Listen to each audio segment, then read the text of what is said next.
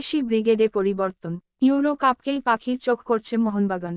Video শুরু করার আগে আমাদের চ্যানেলটি সাবস্ক্রাইব করে ভিডিওটিতে লাইক শেয়ার কমেন্ট করে আমাদের সাথেই থাকুন। আগামী মাসেই শুরু হতে চলেছে ইউরো কাপ, আর দল বাছাইয়ের জন্য সেদিকেই তাকিয়ে আছে মোহনবাগান। গত মরশুমের আইএসএল লিগ শিল্ড জয়ী দলের জনি কাউকো আর আর্মান্দো সাদিকও ইউরোর অভিজ্ঞতা নিয়েই এসেছিলেন। তার ফলও পেয়েছে সবুজ মেরুন। ফলে ইউরোপের টুর্নামেন্টকেই দল বাছাইয়ের বাজারে পাখি চোখ করতে পারে তারা। আগামী মরশুমে এফসি চ্যাম্পিয়ন্স লিগ টুর মূল পর্বে নামবে মোহনবাগান। তার জন্য জোরকদমে চলছে দল গঠনের প্রক্রিয়া। অজি বিশ্বকাপার জেমি ম্যাকলারেন নিয়ে এখনও কিছু ঘোষণা করেনি ম্যানেজমেন্ট, কিন্তু তার আগমন সময়ের অপেক্ষা বলেই মনে করছেন ভক্তরা।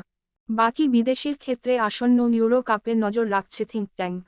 একটি ক্রীড়া বিষয়ক ওয়েবসাইটের খবর অনুযায়ী, মোহনবাগান ম্যানেজমেন্ট ইতিমধ্যেই 40-45 জন সেরা বিদেশি প্লেয়ার বেছে রেখেছে। তাদের মধ্যে এমন ফুটবলারও আছেন যাদের ইউরো কাপে খেলতে দেখা যাবে।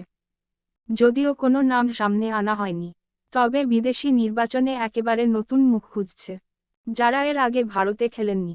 তবে এই তালিকায় শুধু ইউরো খেলা ফুটবলার ছাড়াও বিশ্বকাপের অভিজ্ঞরাও আছেন বলেই খবর।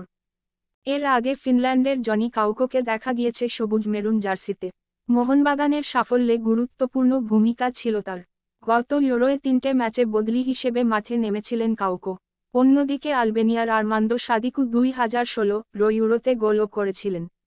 যদিও মোহনবাগানে এই মরশুম তার ভালো মন্দয় কেটেছে, তার বিদায় এখন সময়ের অপেক্ষা বলেই ধারণা। কাউকো, হ্যামিল, হেক্টরদের নিয়েও প্রশ্নচিহ্ন রয়েছে। ফলে বাকি বিদেশি বাছাইয়ে ইউরোর দিকে তাকিয়ে থাকবে বাগান টিম ম্যানেজমেন্ট।